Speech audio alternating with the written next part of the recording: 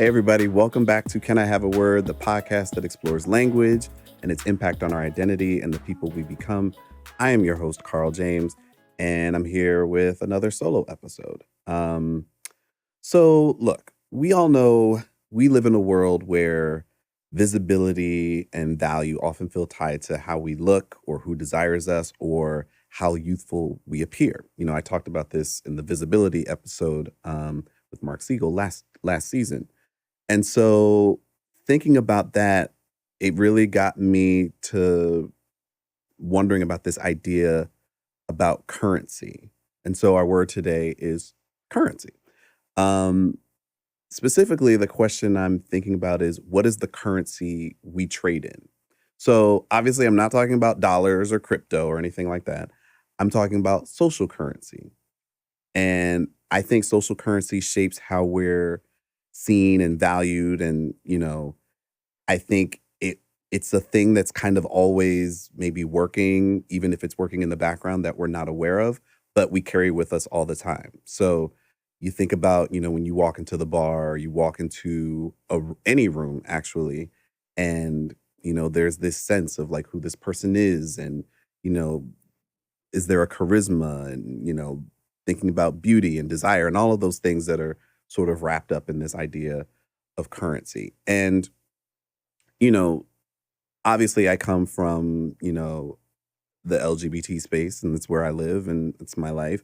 And so thinking about this idea of currency in queer spaces is really interesting and sometimes difficult to navigate because I think value is often silently negotiated. So, what do I mean by that? I think in queer spaces in particular, a lot of the sort of social currency you carry is, negotiated through energy and glances and invitations and rejections.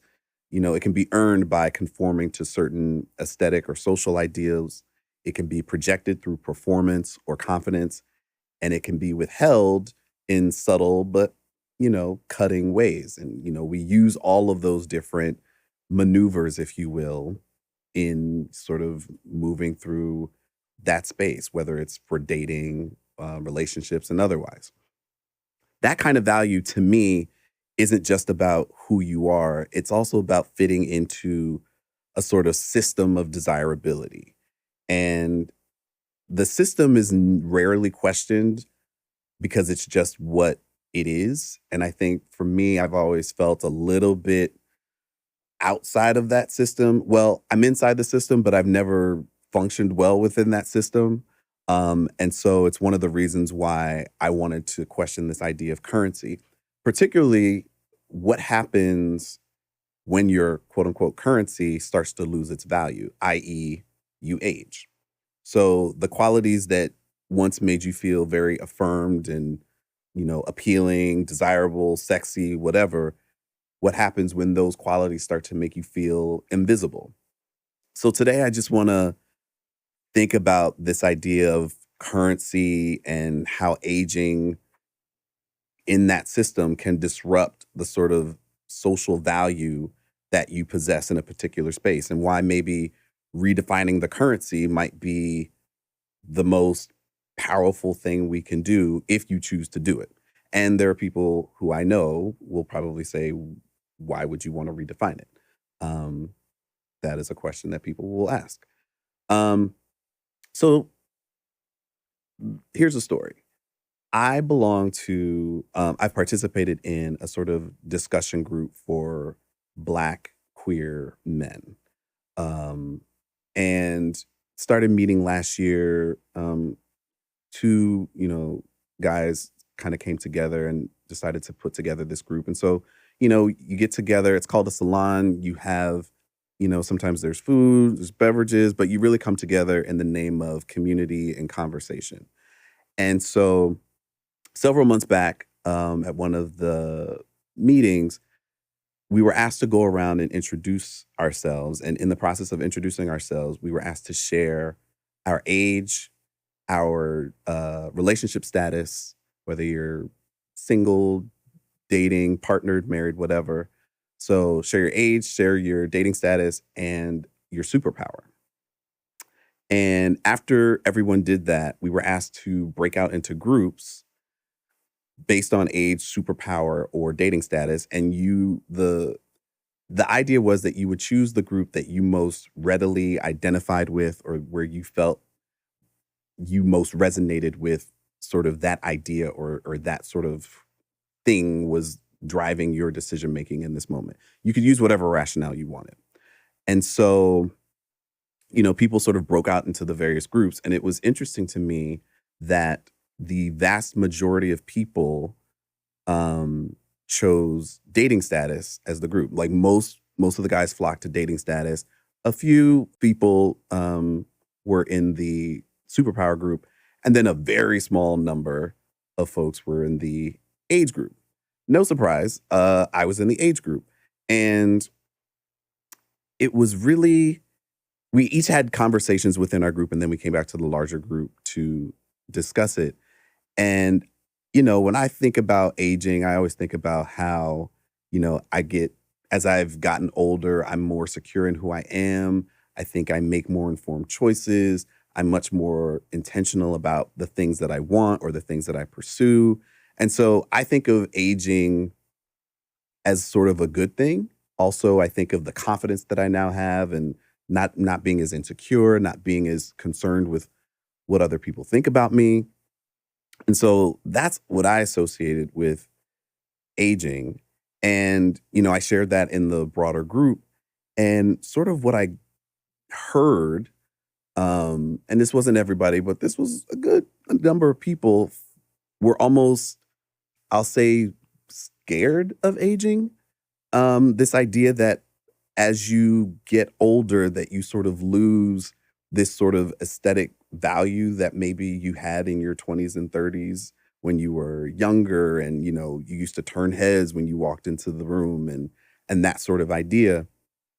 And I remember being really surprised that people were still concerned about that even as you got older.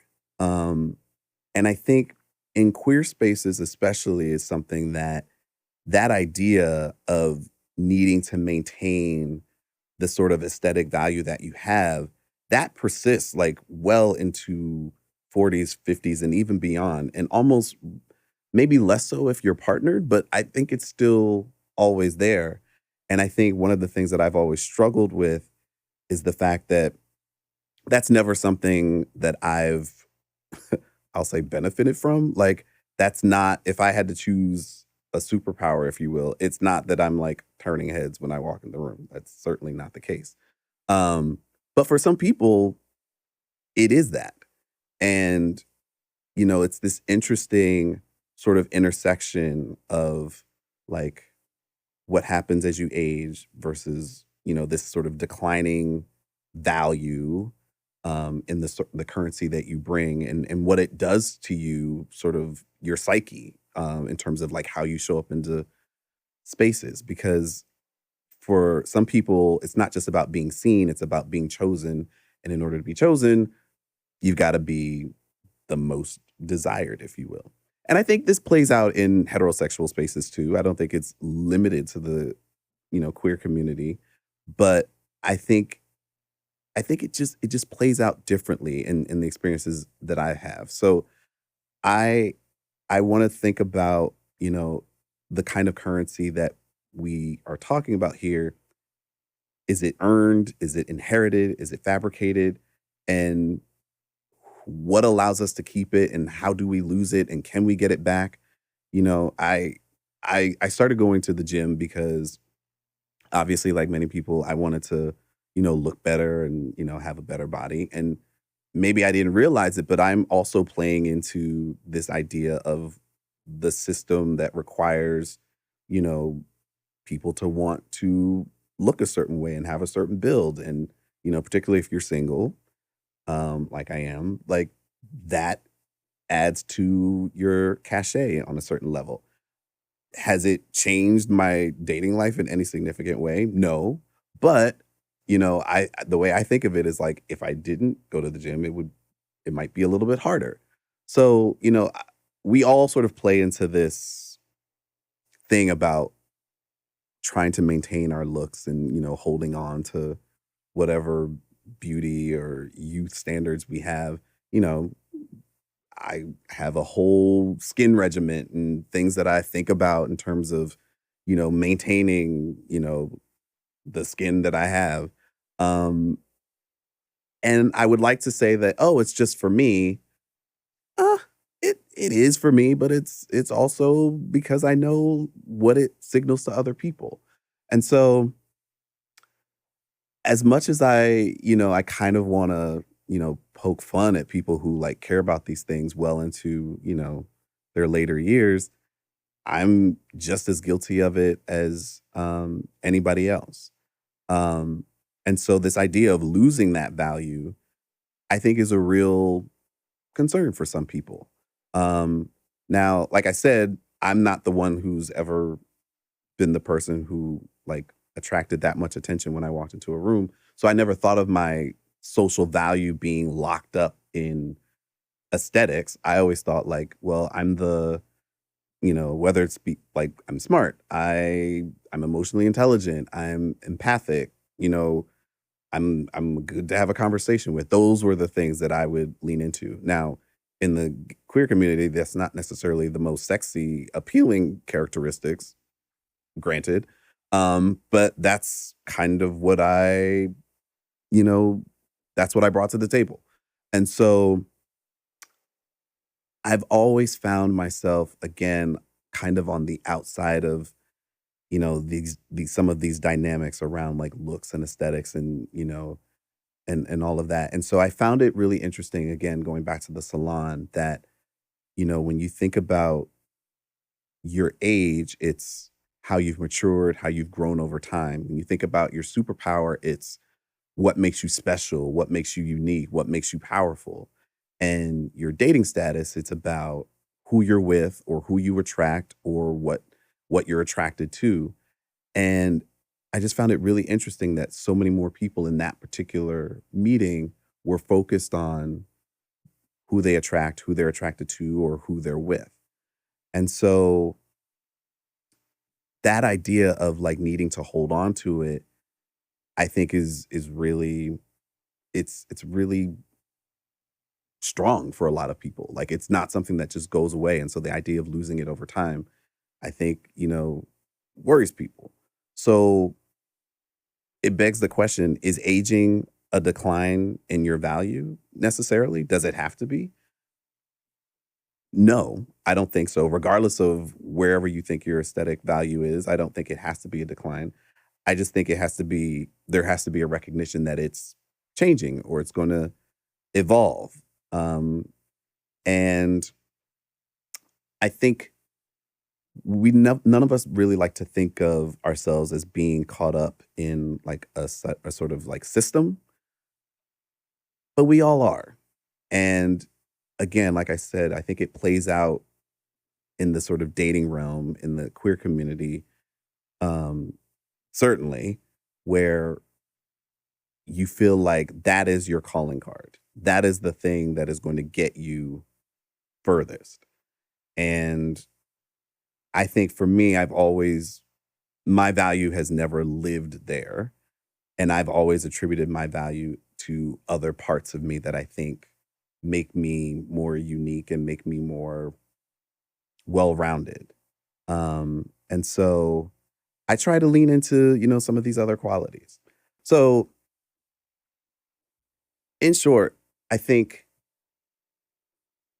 what happens when you want a different sort of value system than the one that maybe everybody else chooses or the one that works for everybody else. Like again, when I go into spaces, I don't or walk into bars, clubs, etc. I lean on other attributes that I think make me the person that I am. And, I'm aware of the fact that as a gay man, I'm getting older, but like, I don't think of myself as declining in any way, shape, or form. And I would hate for people to think about themselves in that way or think about, their looks or desirability as like going away as you age. I mean, I have no, I don't have any strong feelings about people who want to, if you want to go under the knife and, do a little nip tuck here, like I'm not encouraging it, but I'm like, you do what you think works best for you. I'm trying to, embrace aging as a good thing. I think again, like I'm much more confident. I'm much more settled. Um, I'm secure in the choices that I make and why I'm doing the things that I'm doing. And so I just hope that, as we think about the currency that we carry, that we maybe think a little bit more broadly about what it is that you bring to the table. Because yeah, your looks aren't gonna stay the same. You're gonna evolve. And we'll try to hold it together as best we can, but you never know what you're gonna look like. But there are so many other things that make us, who we are. And why limit yourself to just sort of your aesthetic beauty as being the only calling card that you can rely on? Um, Look, I know that's easier said than done. I live in the world like everybody else, so I'm not trying to, you know, paint some sort of rosy picture that no one cares about what you look like. Sure, that's a part of who we are. I just think let's just open the aperture a little bit about what it means to have value, period. And that can look like so many different things beyond your looks, beyond your sex appeal, beyond being desired. And I think, if we allow that to exist and we allow these other ways of, being desired beyond sex appeal to exist, I don't know. I just think it frees us up to not care so much about aging and these other things that are happening as we get older. So, no grand kind of, summations or conclusions. I just think that, the world tells us to care about so many of these things, looking younger, being sexy, got to stay hot, all of that. And I think it puts a lot of pressure on us. And I think it puts pressure on people who are older, and it's starting younger and younger because you see like teenagers and, you know, kids in high school like caring about like their skincare regimens and all these things because we're obsessed with looks. And thank God I'm not in high school anymore. But I just feel really strongly that if we don't start looking at some of these other ways of like cultivating a social currency for ourselves, that if you're going to be really fixated on something that you can't always control and quite frankly is going to change. And so why not become a more well-rounded, developed, evolved person with lots of other attributes to offer than just desirability, looks, aesthetics. Um, so yeah, that's where I'm at with the currency. So I'm gonna leave it there. If you have thoughts, you have other things that you wanna throw into the pot, feel free to reach out. I've mentioned before, I've got a new website. It's called carljamesspeaks.com. Reach out to me there. I have a blog, some things that I've written. You can check that out. Also, you can obviously access the podcast there. And yeah, let's keep the conversation going. Until next time, I will see you on the next episode of Can I Have a Word? Bye, everybody.